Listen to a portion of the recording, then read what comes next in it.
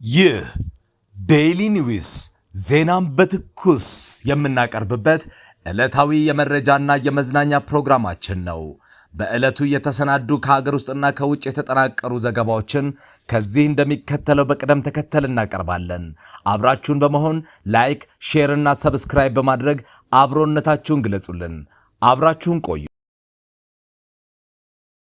የሆርሙዝ የባህር ሰርጥ መዘጋቱን ተከትሎ ወደ ኢትዮጵያ ሊገባ የነበረ 120,000 ሜትሪክ ቶን ነጭ ናፍጣና 60,000 ሜትሪክ ቶን የአውሮፕላን ነዳጅ የጫኑ 3 መርከቦች በአረብ ባህረ ሰላጤ እንደቆሙ ተገለጠ። የንግድና ቀጠናዊ ትስስር ሚኒስቴር የሆኑት ዶክተር ካሳሁን ጎርፌ እንደገለጹት 60 በመቶ ነጭ ናፍጣና የአውሮፕላን ነዳጅ ሙሉ በሙሉ ከኩዌት መንግስት እንዲሁም 40 በመቶ ነጭ ናፍጣ፣ ቤንዚንና ጥቁር ናፍጣ በጨረታ እንደሚገዛ ተናግረዋል።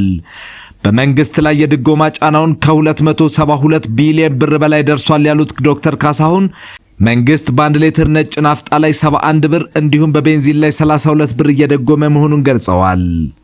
መንግስት ከፍተኛ የአቅርቦት እጥረት በታየበት ነዳጅ ስርጭት ላይ የቅደም ተከተል መመሪያን አውጥቷል። ነዳጅ ወደ ሀገር ውስጥ ማስገባት አዳጋች በመሆኑ በይፋ የገለጸው መንግስት የኢትዮጵያ የዕለት አቅርቦት ከ9.2 ወደ 4.5 ሚሊዮን ሊትር መቀነሱን አስታውቋል። በመካከለኛው ምስራቅ እየተባባሰ የመጣው ቀውስና የዓለም አቀፍ የነዳጅ ገበያ መናጋትን ተከትሎ የኢትዮጵያ መንግስት የአቅርቦት እጥረቱን ለመቋቋም የሚያስችሉ ተከታታይ ውሳኔዎችን ማሳለፉን የንግድና ቀጠናዊ ትስስር ሚኒስቴር ዶክተር ካሳሁን ጎርፌ ዛሬ በሰጡት መግለጫ አስታውቀዋል።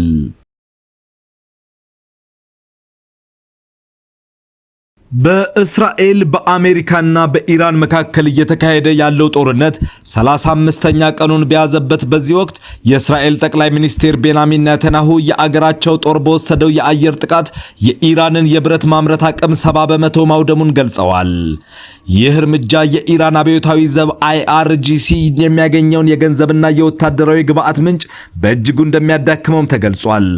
ኔታንያሁ እንዳሉት በማህበራዊ ገጽ ባሰራጩት የቪዲዮ መልእክት ላይ እስራኤል ከአሜሪካ ጋር ሙሉ ቅንጅት በመፍጠር ኢራንን የመቀጥቀጥ እርምጃዋን እንደምትቀጥል አረጋግጠዋል። በሌላ በኩል ኢራን በእስራኤልና በአጎራባች የገልፍ ሀገራት ላይ የምታደርሰውን የአጸፋ ጥቃት ቀጥላለች። በኩዌት የሚገኘው የውሃ ማጣሪያና የኤሌክትሪክ ኃይል ማመንጫ ተቋም ላይ የሰው አልባ አውሮፕላን ድሮን ጥቃት መፈጸሙን የተገለጠ ሲሆን በሚና አልአህመዲን የነዳጅ ማጣሪያ ላይም ለሶስተኛ ጊዜ ጥቃት ደርሶ የእሳት አደጋ ተከስቷል። በአቡዳቢ በሚገኝ የጋዝ ማከማቻ ተቋም ላይም የሚሳኤል ስብርባሪዎች ጉዳት አድርሰዋል። እነዚህ በውሃ ማጣሪያ ተቋማት ላይ የሚሰነዘሩ ጥቃቶች በበረሃማዎቹ የገልፍ ሀገራት ላይ የከፋ የኑሮ ቀውስ ሊያስከትሉ እንደሚችሉ ስጋት ፈጥሯል። በአየር ላይ በሚደርሰው ፍጥጫ የኢራን መገናኛ ብዙሃን የአሜሪካን የአውሮፕላን ጦር በኢራን ምድር ላይ የመውደቁንና አሜሪካ አብራሪዋን እየፈለገች መሆኑን ዘግበዋል። የአሜሪካ ማዕከላዊ እዝ ሴንትኮም ከዚህ ቀደም የቀረቡ ተመሳሳይ ዘገባዎችን ቢያስተባብልም አሁን ስላለው ሁኔታ ተጨማሪ መረጃ አልተገኘም። በተጨማሪም የኢራን አብዮታዊ ዘብ የባህር ኃይል የስለላ መምሪያ ኃላፊ ቤህናም ረዛኢ በእስራኤል ጥቃት መገደላቸውን ኢራን በይፋ አረጋግጣለች። የአሜሪካው ፕሬዝዳንት ዶናልድ ትራምፕ በበኩላቸው ስትራቴጂካዊው የሆርሙዝ ወሽመጥ በጥቂት ጊዜ ውስጥ በቀላሉ ሊከፈት እንደሚችል ገልጸዋል። ትራምፕ አሜሪካ የነዳጅ መስመሩን በወታደራዊ ኃይል በማስከፈት ዓለም አቀፉን የኃይል አቅርቦት ቀውስ መፍታት እንደምትችል ቢገልጹም ጥቃቱ ግን አሁንም እንደቀጠለ ነው። በተባበሩት መንግስታት ድርጅት የጸጥታው ምክር ቤት የሆርሙዝ ወሽመጥ ጉዳይ ላይ ሊያደርገው የነበረው ድምፅ አሰጣጥ ወደ ቅዳሜ መዛወሩ ታውቋል። ቀውሱ እየተባባሰ ባለበት በዚህ ወቅት እንደ ፓኪስታን ያሉ ሀገራት በሁለቱ ወገኖች መካከል ለማስታረቅ ጥረት እያደረጉ መሆኑ ተዘግቧል።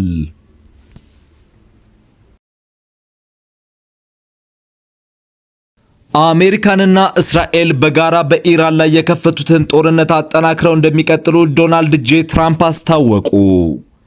ትራምፕ በማህበራዊ ገጽ ባስተላለፉት መልእክታቸው ቴሄራንን ከካራጅ ጋር የሚያገናኘውና ዘንድሮ ሊመረቅ የነበረው ግዙፉ B1 ድልድይ በአሜሪካ ጥቃት መፈራረሱን የሚያሳይ ተንቀሳቃሽ ምስል በማጋራት በቀጣይ የኤሌክትሪክ ኃይል ማመንጫዎችና ሌሎች ድልድዮችን ኢላማ እንደሚሆኑ ዝተዋል። በድልድዩ ላይ በተሰነዘረው ጥቃት 8 ሰዎች ሲገደሉ 95 የሚሆኑት ደግሞ መቁሰላቸው የተነገረ ሲሆን የኢራን የውጭ ጉዳይ ሚኒስቴር አባስ አራግቺ በበኩላቸው ሲቪል ተቋማትን ማጥቃት ኢራናውያንን ለአሜሪካን እጅ እንዲሰጡ እንደማያደርጋቸውና ይህም የጠላት የሽንፈት ማሳያ መሆኑን ገልጸዋል። ኢራን ለተሰነዘረባት ጥቃት ያሰፋ ምላሽ እንደምትሰጥ በመግለጥ በኩዌት፣ ሳዑዲ አረቢያ፣ የተባበሩት አረብ ኤምሬትስ እና ዮርዳኖስ የሚገኙ ዋና ድልድዮችን የኢንዱስትሪ ተቋማትን ዝርዝር ይፋ አድርጋለች። ቀደም ሲል በባህሬንና አቡዳቢ በሚገኝ የአልሙኒየምና ብረት ፋብሪካዎች ላይ ጥቃት መፈጸሟን ያስታወቀችው ኢራን የአሜሪካን ጥቃት የሚቀጥል ከሆነ በቀጣይ የምትወስደው እርምጃ እጅግ የበረታ እንደሚሆን አስጠንቅቃለች። በተጨማሪም የአሜሪካንና እስራኤል ጥቃት እንደ ኮቪድ-19 ያሉ ወረርሽኞችን የሚከላከለውን የኢራን ፓስተር ኢንስቲትዩት ላይ ከፍተኛ ጉዳት ማድረሱ የተገለጸ ሲሆን የኢራን ጤና ጥበቃ ሚኒስቴር ይህንን ድርጊት በዓለም አቀፍ የጤና ደህንነት ላይ የተሰነዘረ ቀጥተኛ ጥቃት ነው በማለት የዓለም ጤና ድርጅትና ቀይ መስቀል ጉዳቱን እንዲያጠኑ ጥሪ አቅርበዋል። በተያያዘ ዜና እስራኤልና አሜሪካ ከፍተኛ የኢራን ወታደራዊ መኮንኖችን የማጥቃት እርምጃቸውን የቀጠሉ ሲሆን የኢራን አብዮታዊ ዘብ የባህር ኃይል ደህንነት ምክትል ኃላፊ በህናም ረዛይ መገደላቸው ተረጋግጧል። ጦርነቱ አምስተኛ ሳምንቱን በያዘበት በዚህ ወቅት በሆርሙዝ የንግድ መስመር አካባቢ ያለው አለመረጋጋት በዓለም አቀፉ የኢነርጂ ገበያ ላይ ከፍተኛ ስጋት የፈጠረ ሲሆን የተባበሩት መንግስታት ድርጅት የጸጥታው ምክር ቤት የባህር መስመሩን ክፍት ለማድረግ የመከላከያ እርምጃዎችን ስለመጠቀም በሚያዝያ ወር መጀመሪያ ሊመክር መወሰኑ ታውቋል።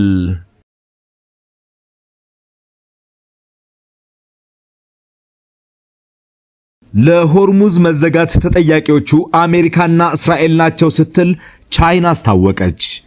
በሆርሙዝ የባህር ሰርጥ ላይ ለተከሰተው የትራንስፖርት መስተጓጎል ዋነኛው መንስኤ አሜሪካና እስራኤል በኢራን ላይ የከፈቱት ህገወጥ ወታደራዊ ጥቃት መሆኑን ቻይና ሐሙስ ዕለት አስታወቀች።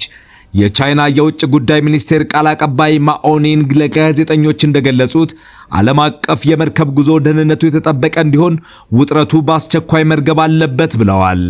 ይህ የቻይና ምላሽ የመጣው ፕሬዝዳንት ዶናልድ ትራምፕ አሜሪካ ከዚህ አካባቢ ነዳጅ አታስገባም፣ ስለዚህ ነዳጅ የሚፈልጉ ሀገራት የባህር መስመሩን ራሳቸው ሄደው ይረከቡ ካሉ በኋላ ሲሆን ትራምፕ አክለውም ነዳጅ ያጡ ሀገራት ከአሜሪካ እንዲገዙ ወይም ድፍረት አሰባስበው የባህር ሰርጡን እንዲቆጣጠሩ መግለጻቸው ይታወሳል።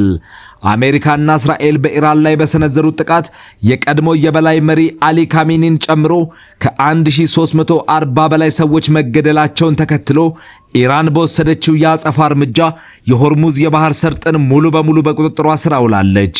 አብዛኛው የኢነርጂ ፍላጎቷን ከመካከለኛው ምስራቅ የምታገኘው ቻይና የሶስት መርከቦቿን ጉዞ በቅርበት እየተከታተለች መሆኑን ገልጻለች።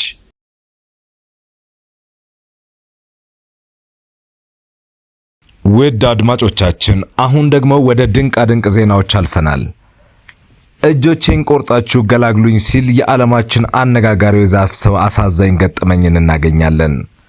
በመላው ዓለም የዛፍ ሰው ወይም ትሪማን በሚባል መጠሪያ የሚታወቀው ባንግላዴሻዊ አቡል ባጃር ከሚሰቃይበት አደገኛ የቆዳ በሽታ ለመገላገል እጆቹ እንዲቆረጡለት ያቀረበው ተማጽኖ በሐኪሞች ውድቅ ተደረገ። አቡል ኤፒደርሚ ዲስፕላሲያ ቮርሲፎርማዲስ በሚል እጅግ አደገኛ የዘር ውርሽ በሽታ ምክንያት በእጆቹና በእግሮቹ ላይ እንደ ዛፍ ቅርፊት ያሉ ጠንካራ ቁስሎች ይበቅሉበታል። እንደ አውሮፓውያን አቆጣጠር በ2016 ጀምሮ ባደረጋቸው ከ25 በላይ ቀዶ ጥገናዎች በኪሎግራም የሚቆጠሩ ቅርፊቶች ቢወገዱለትም በሽታው በየጊዜው ያገረሸበትና ይበልጥ እየጠነከረ በመመለሱ ለከፍተኛ ስቃይ ዳርጎታል።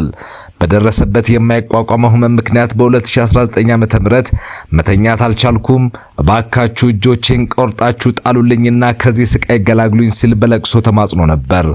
ሆኖም ግን ሐኪሞቹ የአካል መቆረጥ ዘላቂ መፍትሄ እንደማይሆንና በሽታው በሌሎች የሰውነት ክፍሎች ላይ የመውጣት እድል ስላለው ጥያቄውን ሳይቀበሉት ቀርተዋል። በአሁኑ ወቅት አቡል ባንጃንዳር በህይወት ቢገኝም እጆቹ ሳይቆረጡ አሁንም በዳካ ሜዲካል ኮሌጅ ሆስፒታል የህክምና ክትትል እያደረገ ይገኛል። የባንግላዴሽ መንግስት የህክምና ወጪውን ሙሉ በሙሉ ቢሸፍንም ቅርፊቶቹ በየጊዜው እየበቀሉ ስለሚያስቸግሩት የዓለማችን አሳዛኙ የህክምና ፈተና ሆኖ ቀጥሏል። ይህ ታሪክ አንድ ሰው ሊሸከመው የሚችለውን የመከራ ጥልቀትና ዘላቂ መፍትሄ የሌለው የዘር ውርሽ በሽታ የሚያስከትለውን ስቃይ ለዓለም ህዝብ በግልጽ ያሳየ ሆኗል። ውድ አድማጭ ተመልካቾቻችን ለዕለቱ ያጠናከርናቸው ፕሮግራሞቻችን በዚህ ይጠናቀቃሉ። ቻናላችንን ላይክ፣ ሼር እና ሰብስክራይብ በማድረግ ቤተሰባችን ይሁኑ። አዳዲስ መረጃዎች ሲደርሷችሁ ወዲያው እንዲደርሷችሁ የኖቲፊኬሽን መልእክቱን ማብራቱን እንዳይረሱ።